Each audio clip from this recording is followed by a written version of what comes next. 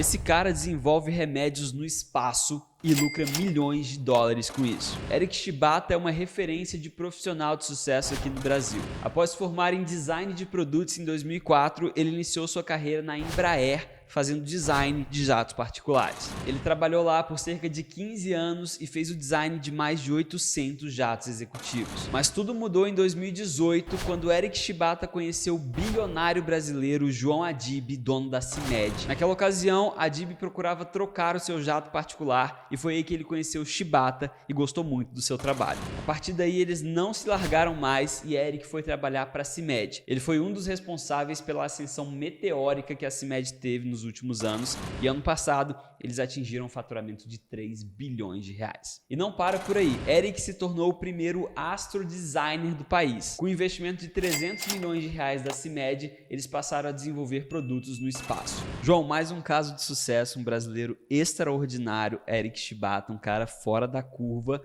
e é legal ver como que as mentes iguais e mirabolantes acabam se unindo, né? João Adib, bilionário, sangue no olho para crescer, cultura muito forte, e o Eric também desenhando jato para a Embraer. O que você pensa sobre isso? Massa, novo episódio do Novo Plano Podcast, e é impossível falar do Shibata sem comentar de CARMED e toda a criação com a Adib, né? É muito interessante a gente falar de design de produto, é uma profissão relativamente nova, né? Ou pelo menos um termo novo. O que vem por aí, Danilão? Cara, o produto, por si só, ele não vende, né? Você tem um produto, pode ser o melhor produto que existe na face da Terra, mas ele precisa daquele temperinho, ele precisa daquela embalagem. Então, quando você fala do design do produto, você consegue fazer com que o produto deslanche só por causa do design dele. Só por causa do marketing, da embalagem envolvida ali nele. E o Eric faz isso muito bem, né? Você vê até as collabs assim, mais inusitadas que eles fazem, tênis, casaco, coisas assim de merchan da CIMED, que são extraordinárias, todo mundo quer ter, porque é diferente, porque expressa uma cultura, né? E eu acho que a plataforma que ele tem da CIMED para trabalhar, que valoriza essa questão da cultura e que tem um presidente que está focado em crescer, em expandir, da carta branca para o cara, aí é que o designer você vira pinto no lixo, né? Porque ele tem a criatividade, ele tem a vontade, ele tem a carta branca para fazer, não tem quem possa impedir ele. E qual que você acha que é o diferencial de um design de produto? Você comentou das collabs, não dá para não falar também de CARMED Fine, né?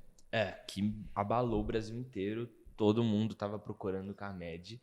E para mim, quando a gente fala do Shibata, quando a gente fala de CARMED, de João Adib, de tudo isso, vem muito empresários e influenciadores.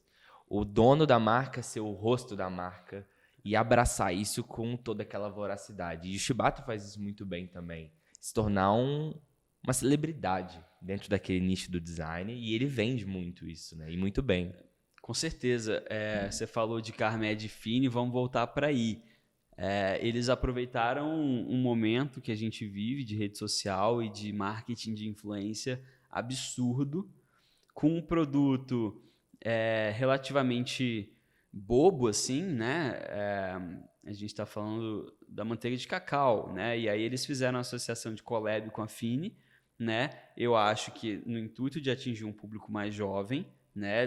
Público TikTok, utilizaram o poder do TikTok de viralizar e toda a influência que eles têm, não só o Eric e o Adib, mas as filhas deles, então a esposa do filho dele, a Lívia. Tipo assim, eles pegaram todo mundo que é muito influente e começaram, Larissa Manoela, eles pegaram vários influencers e fizeram um barulho muito grande. Antes mesmo de lançar o produto. De lançar o produto. E foi uma jogada muito inteligente, porque, na verdade, qual que eu vejo que foi a estratégia deles?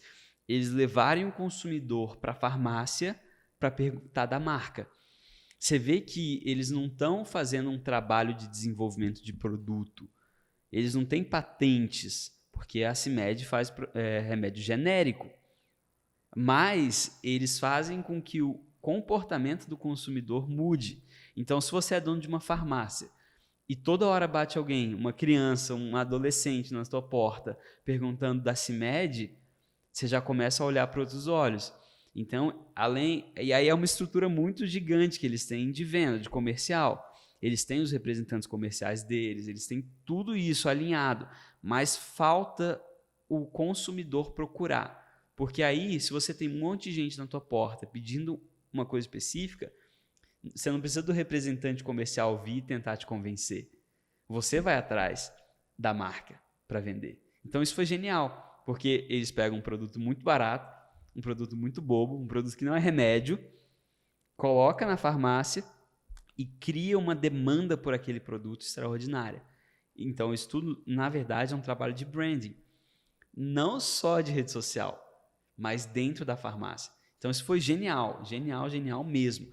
E aí, essa questão do empresário influenciador é outra questão genial, porque todo mundo sabe que tem um monte de empreendedor aí na rede social consumindo um estilo de vida e tem muita farsa e também muita gente wannabe, né? Tipo, o cara que não tem, mas ostenta e tá aí como influencer. Aí vem a figura do Adib, que, porra, ele é bilionário, ele tem um jato particular dele, que não é fretado, ele tem os carros, os melhores carros do Brasil estão na garagem dele, sabe? Então, tipo assim, ele é a personificação do sonho do empreendedor brasileiro. E, ao mesmo tempo, ele leva uma cultura, ele encoraja, ele mostra, ele é jovem, ele malha, ele fala bem, ele se veste bem. Então, assim, ele conseguiu personificar algo muito tangível para o empreendedor brasileiro. E ele é brasileiro, ele é Brasil. Então, assim, isso é muito legal. Ele pega todo o espírito vendedor dele e vende também a autoimagem. Isso é fenomenal. São muitos pontos. Enquanto você comentava, eu fiquei fritando nisso tudo e até anotando aqui.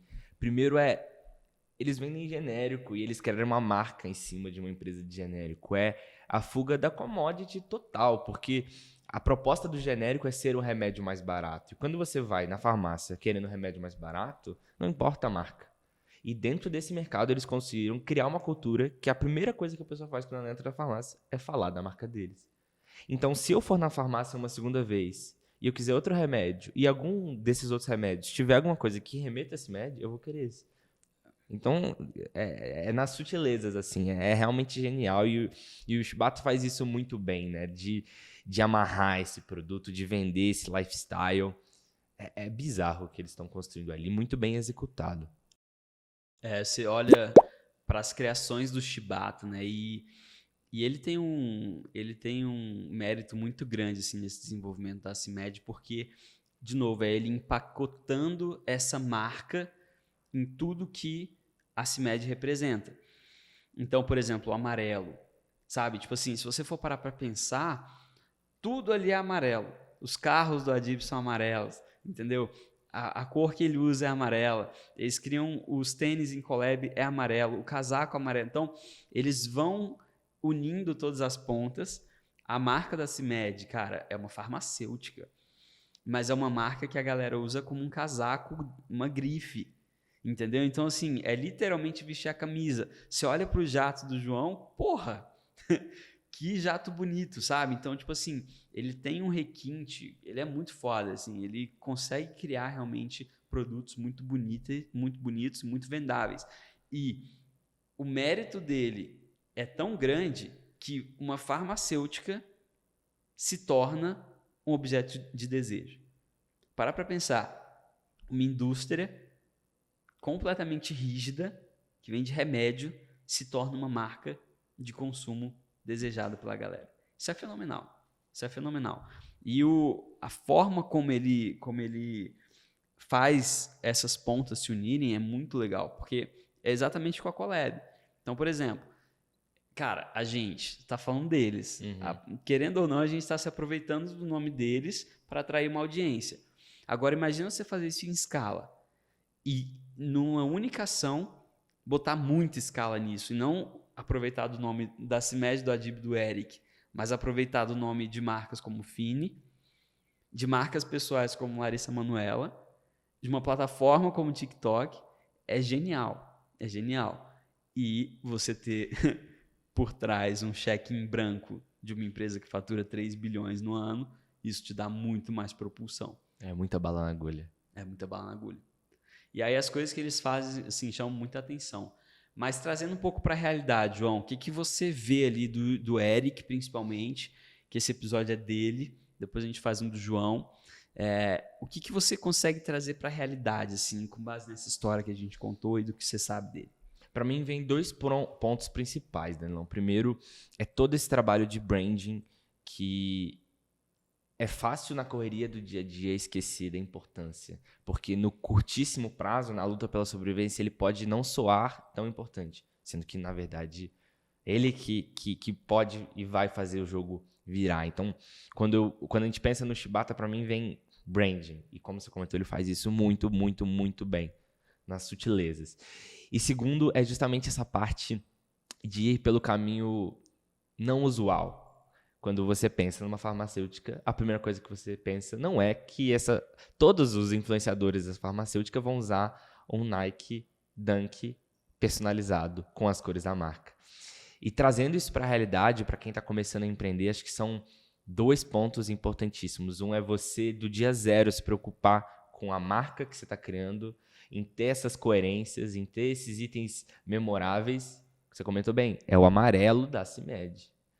Você bate o olho numa camiseta lisa com aquele amarelo, você vai refletir, porque o jeito que a Polo tá, de novo, é no sutil, amarra ali muito bem, e de fugir desse caminho comum, né? Tanto na criação de um produto, em que, de novo, é o papel e o que o Eric faz de uma forma genial, como no dia a dia, na cultura da empresa, né? Massa. Eu olho também o caminho dele e eu vejo que, cara, tem diversas formas de você empreender. O Eric, ele não é o dono da CIMED, mas, obviamente, tendo esse espaço criado pelos donos, ele consegue empreender. E eu tenho certeza que ele não é só um funcionário ali que ganha um salário por mês. Eu tenho certeza que ele tem participação. Então, assim, você entender que às vezes você ser o número 3 da empresa não é demérito. A gente tem muito essa cultura hoje de, cara, eu preciso ser o CEO, eu preciso ser o dono, eu preciso ser... Cara, às vezes não. Às vezes você se sente muito mais realizado sendo o diretor de criação com todo o arsenal de empreendedor que você tem, estando numa cultura forte, estando numa empresa que proporciona isso, você vai estar muito mais realizado. Então eu vejo que, cara, primeiro, para o cara estar na Embraer, ele não era ninguém ali. Ele devia ganhar muito bem ali. Pô, imagina você fazer o design de 800 jatos. É muita coisa. Ele estava num ciclo da galera que compra jato. Então, assim, não é pouca coisa. Não é pouca coisa. Com certeza ele teve outras propostas também. Não foi só do João que ele teve proposta. Com certeza teve outras. Então, é um cara que... Acho que a maior lição é você saber onde você pisa, você saber qual que é a sua parte naquilo e você conseguir identificar coisas que sejam congruentes com o teu objetivo e conseguir se colocar nas situações em que você vai ter o crescimento. Porque hoje também tem muito disso, do empresário que vende um sonho, mas assim, é só para você ser chamado de sócio, mas de sócio você não tem nada, sabe? Uhum. Então, assim, acho que é ter essa visão também do cara, será que eu estou me colocando aqui no local certo, eu estou pisando no lugar certo, ou eu estou indo só na empolgação? Eu falo isso por mim, eu já me meti em algumas situações vislumbrando um sonho que me foi vendido, mas quando cheguei lá não era nada disso, não tinha autonomia, não podia criar do meu jeito, as coisas eram limitadas. E o empreendedor, cara, ele precisa ser aquela pessoa que não tem limites, sabe? Às vezes, beleza, o recurso financeiro pode ser um limite, mas aí o empreendedor dá um jeito de executar sem o recurso financeiro e escalar a partir daquilo, entendeu? Então, acho que essa lição é muito valiosa, assim, do Eric, porque traz uma outra face do empreendedor, que é um empreendedor, cara, ele tem o estúdio dele, ele é dono do negócio dele, mas onde ele se faz mesmo, obviamente, é ali na CIMED. Então, é a lição tanto para quem tem esse perfil, pô, eu não preciso dormir com um peso de 3 mil funcionários na cabeça, logística, financiamento com o IBGE, imposto e tudo o que envolve minha empresa. Eu posso ser o segundo, terceiro da linha, ganhar muito bem também, fazer o que eu amo e pronto. Então acho que isso é legal da história dele. E é uma alavanca gigantesca, né? Concordo muito com você, Denão, sobre empreender no CNPJ dos outros. E quando você fala isso, para mim, vem sobre a excelência do trabalho do Eric ser tão grande que ele foi e é visto.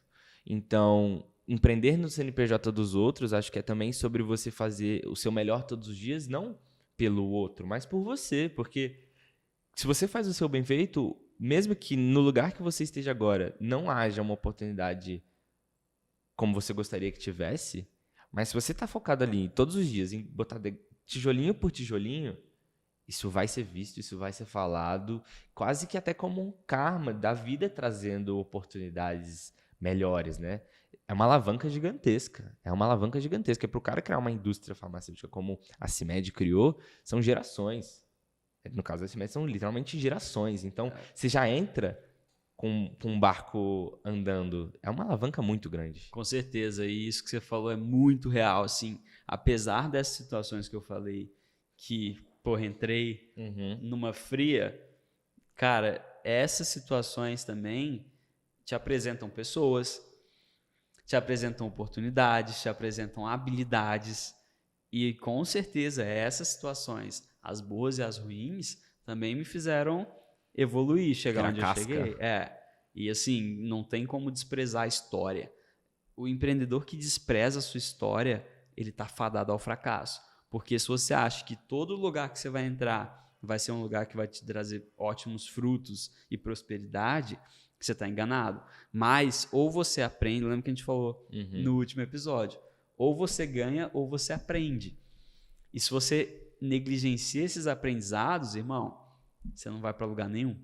E sobre isso, até para amarrar, para mim também vem muito forte a importância da figura de um mentor. Não sei exatamente como é a relação dos dois, mas quando a gente fala de empreender no CNPJ dos outros, para quem está começando, acho que o ponto principal é ter alguém mais experiente. Essa figura de um mentor.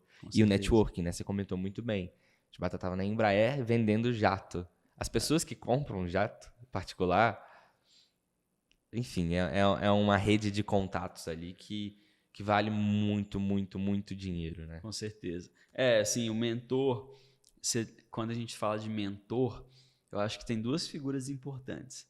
Não é só o mentor que tem para ensinar, mas é o mentorado que tem para aprender. Não adianta nada você colocar um Warren Buffett para te ensinar sobre finanças se você não vai olhar para aquilo com valor e querer enxergar o que tem de bom para ser tirado dali. E aí, quando você fala de mentor, também tem essa questão. Cara, às vezes existe um mentor certo para você que não vai ser o mentor certo para mim. Sabe por quê? Porque meu objetivo pode ser diferente do seu. Quando a gente pensa no mentor, a gente tem que ver um cara que atingiu aquilo que a gente quer. Então, por exemplo, às vezes atingir um faturamento de 3 bi no ano não é o seu desejo. Às vezes o seu desejo é estar bem fisicamente, espiritualmente, ser bem sucedido com a sua família e ganhar um salário ok. Você não vai olhar para um cara super empresário que não tem tempo para a família, que não consegue cuidar do corpo. Você não vai olhar para ele como seu mentor. Qual que é a métrica de sucesso, no final das contas? Qual que é a métrica de sucesso? É a sua. É o que você quer atingir de objetivo. Massa. E sobre esse lugar do mentorado, tem uma frase que eu vi esses dias que me impactou muito, que é sobre a humildade de quem começa. Xoxinha, essa mentalidade de aprendiz. É muito fácil também você querer a ajuda do outro, mas estar fechado para não ouvir o que o outro tem para te ensinar. Você tem que confiar na pessoa que está te auxiliando. Até porque muitas vezes o tempo dessa pessoa vale muito e ela está cedendo esse tempo para você. Ao mesmo tempo, nessa relação é importante você saber filtrar. Então, acho que a gente começa a caminhar numa linha sutil de, por um lado, essa mentalidade de aprendiz, de outro, um filtro, mas não tem relação mais poderosa do que essa. De novo, não sei como isso se encaixa ali no perfil do João e do Eric, mas é impossível não comentar sobre, né? Com certeza. Com certeza. Os dois aprendem muito Um com o outro. um com o outro, com certeza. E pra gente fechar, Danilão, pensando no lugar de quem tá assistindo, de quem vê de fora também, pra mim, inclusive, vem muito isso de, pô, pro cara é fácil, é bilionário, herdou uma indústria. O que você tem a dizer sobre essas objeções que podem vir, que são muito legítimas, de que o cara também não começou do zero. Quando a gente fala do João Adib e quando a gente pensa no Shibata, ele já estava na Embraer fazendo jatos de luxo, né? Sim. Cara, eu acho que é muito fácil a gente cair na tentação de tirar a mão e o peso de cima do outro, assim, do trabalho do outro. Claro que a gente não pode negar que estavam num patamar diferente, mas o que eu sempre falo é que se a vida te deu isso, você tem obrigação de entregar isso para ela. Então, assim, isso pode ser você na merda, sem nada. Você tem a obrigação de entregar um pouquinho mais. Isso pode ser você com 1 bilhão de patrimônio. Você tem a obrigação de entregar um pouquinho mais. Porque a gente não pode olhar a vida assim de forma egoísta. Do tipo, eu nasci na merda, então se eu morrer na merda, foda-se. Ou eu tenho 1 bilhão, se eu continuar aqui, tenho 1 bilhão. Tem um monte de gente envolvida. Tem a sua família, tem os seus colaboradores, tem as pessoas que se inspiram em você. Tem a continuidade disso. Se a gente viver só pra gente, cara, que valor que tem nossa vida? Então, assim, eu penso dessa forma. Se a vida me entregou isso, se eu tô nesse patamar, eu preciso deixar meus filhos nesse patamar. E eu quero educar eles para que eles saiam desse patamar e entreguem esse patamar. É o que a gente fala de sucessão de sucesso. Ele não tem herdeiro, ele tem sucessor. Ou seja, alguém que vai dar sequência naquele sucesso. É alguém que vai continuar prosperando, continuar fazendo crescer aquilo. Isso é muito legal de você viver dessa forma. Porque você vive sempre com objetivo. Você vive sempre buscando algo melhor. Independe se isso é sair de 3 bi para 5 bi ou se isso é, porra, sair de um salário mínimo para ganhar 10 mil. E quando chegar em 10 mil, tentar ganhar 20 e assim por diante. Ou outros objetivos, né? Ah, ter uma família mais amorosa. Ou, porra, viver de maneira mais saudável. Ou conhecer mais lugares no mundo, independente do objetivo. É você sair de onde você nasceu, de onde você apareceu e estar num lugar melhor. Essa é pra mim que é, cara... O poder da ambição, né? É. E total, acho que colocar em comparativo, mas o cara ter esse sangue no olho já tendo um conforto gigantesco também é em algum nível fora da curva. O Flávio Augusto tem uma frase sobre sucessão, que é que sucessão é um sucesso grande, senão é simplesmente herdar. Ele conta essa história muito bonito e acho que também volta para autocrítica, que a gente comentou nessa relação mentor-mentorado, para quem está assistindo, de pegar o que faz sentido e deixar o que não faz. Então, quando a gente ouve casos como esses, cases, sei lá como você for colocar, você pega o que faz sentido nessa história e traz para a sua realidade, porque ninguém melhor do que você para saber a sua realidade. Porque, por exemplo, a gente, enquanto apresentador, se quiser também ficar sempre pontuando tudo e colocando disclaimer em tudo, a conversa não flui. Com certeza. Né? É isso, cada um tira, observa e tira o que acha de melhor ali. E outra, fica à vontade para descascar a gente nos comentários. Aqui nos comentários, não importa se você concorda ou não, isso aqui é um discurso, é uma discussão, isso aqui é um diálogo, e a ideia aqui é prosperar. A gente, vocês, enfim, a discussão é bem-vinda. João, mais um fechado. Bora. Vamos pro próximo.